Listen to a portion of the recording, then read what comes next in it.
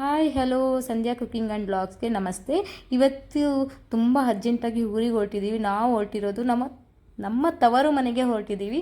ತುಂಬ ಅಂದರೆ ತುಂಬ ಖುಷಿ ಆಗ್ತಾಯಿದೆ. ತುಂಬ ಅರ್ಜೆಂಟಾಗಿ ಕೆಲಸ ಇದೆ ಊರಲ್ಲಿ ಅಂತ ನಮ್ಮ ಮನೆಯವ್ರು ಕರ್ಕೊಂಡು ಹೋಗ್ತಿರ್ತಾರೆ. ಸೊ ನಾನು ಹೋಗೋ ನೆಸೆಸಿಟಿ ಇರಲಿಲ್ಲ, ಆದರೆ ನಮ್ಮ ಬಿಲ್ಡಿಂಗಲ್ಲಿ ಯಾರೂ ಇರಲಿಲ್ಲ, ಎಲ್ಲ ಊರಿಗೆ ಹೋಗಿದ್ದರು. ಸೊ ಹಾಗಾಗಿ ನಾವು ಒಬ್ಬರೇ ಇರೋದು ಬೇಡ ಅಂತ ನಾನು ಕೂಡ ಅವ್ರ ಜೊತೆ ಹೊರಟೆ. ಮಕ್ಕಳು ನೋಡಿ, ಹಿಂದೆ ಸೀಟೆಲ್ಲ ಖಾಲಿನೇ ಇದೆ, ಮುಂದೆನೇ ಕುತ್ಕೊಂಡಿದ್ದೀವಿ 4 ಜನನು.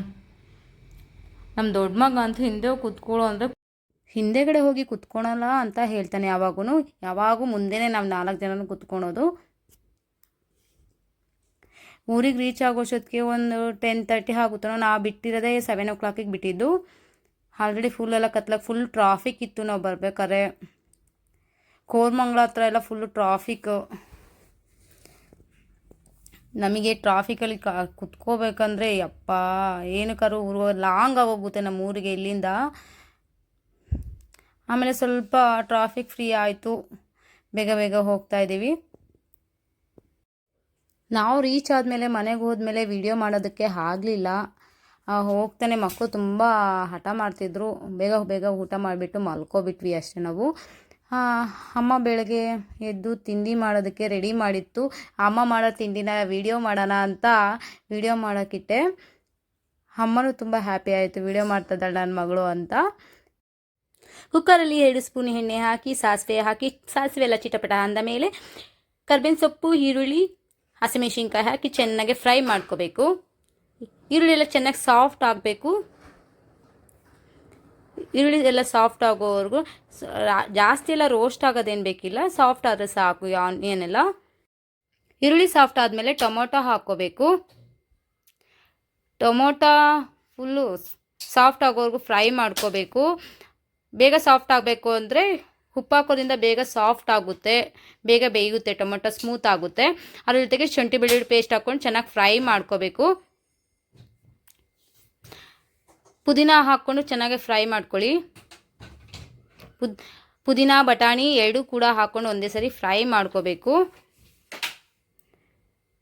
ಮೆಂತ್ಯ ಸೊಪ್ಪು 1 ಕಟ್ಟು ಮೆಂತ್ಯ ಸೊಪ್ಪಲ್ಲಿ ಅರ್ಧ ಕಟ್ ಮಾತ್ರನೇ ಹಾಕಿರೋದು. ಮೆಂತ್ಯ ಸೊಪ್ಪು ಕಡ್ಡಿ ಸಮೇತ ಹಾಕಿಲ್ಲ.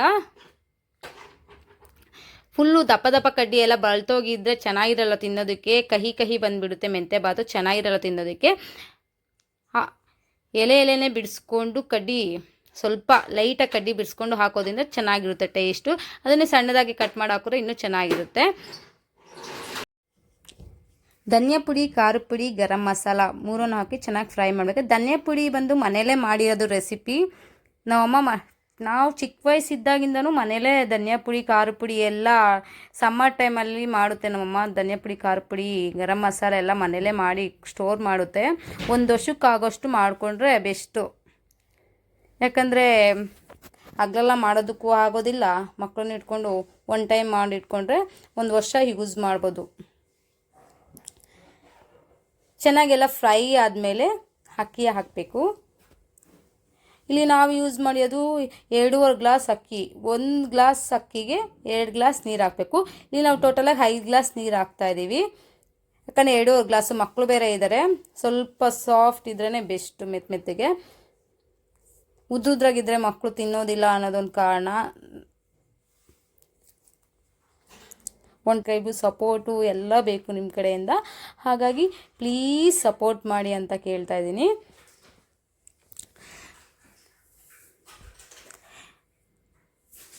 ವಾಟರ್ ಇಲ್ಲಿ ಯೂಸ್ ಮಾಡೋದು 5 ಗ್ಲಾಸ್ ನೀರು ಹಾಕಿದ್ದೀವಿ. ನಾವಮ್ಮ ಚೊಂಬಲ್ಲಿ ಅಳತೆ ಮಾಡಿ ಹಾಕೋದು.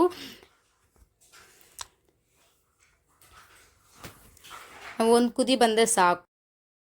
ಕೊನೆಯದಾಗಿ ಉಪ್ಪು ಟೇಸ್ಟ್ ನೋಡಿ. ಲಾಸ್ಟಲ್ಲಿ ಕುದಿಬೇಕಾರೆ ಉಪ್ಪು ಕಮ್ಮಿ ಅನಿಸಿದ್ರೆ ಉಪ್ಪು ಆ್ಯಡ್ ಮಾಡಿ. ನಮಗೆ ಸ್ವಲ್ಪ ಉಪ್ಪು ಕಮ್ಮಿ ಅನ್ನಿಸ್ತಾಯಿತ್ತು, ಅದಕ್ಕೆ ಸ್ವಲ್ಪ ಉಪ್ಪು ಹಾಕ್ತು ಅಷ್ಟೇ. ಒಂದು ಕುದಿ ಬಂದಮೇಲೆ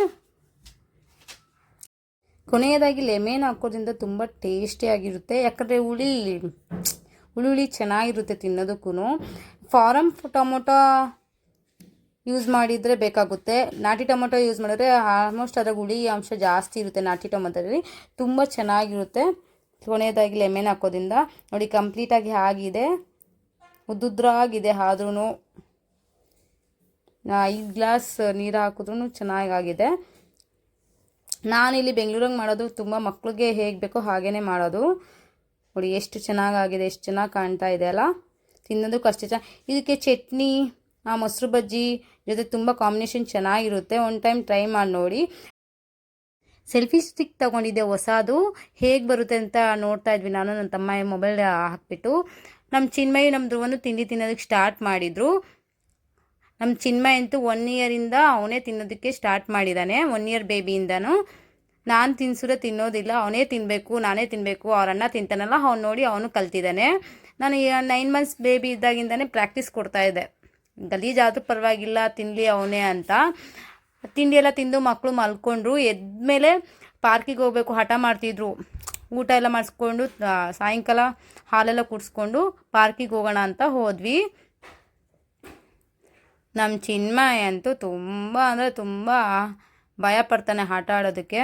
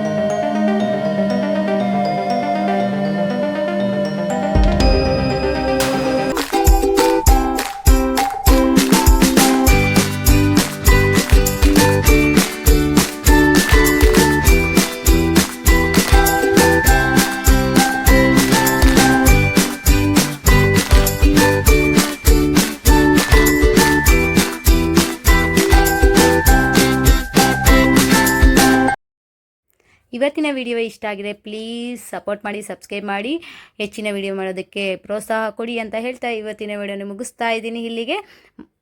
ಬೆಳಗ್ಗೆ ವಿಡಿಯೋ ನೋಡ್ತಿದ್ರೆ ಶುಭೋದಯ, ರಾತ್ರಿ ವಿಡಿಯೋ ನೋಡ್ತಿದ್ರೆ ಶುಭರಾತ್ರಿ ಅಂತ ಹೇಳ್ತಾ ಇಲ್ಲಿ ಮುಗಿಸ್ತಾ ಇದ್ದೀನಿ. ಬಾಯ್ ಬಾಯ್.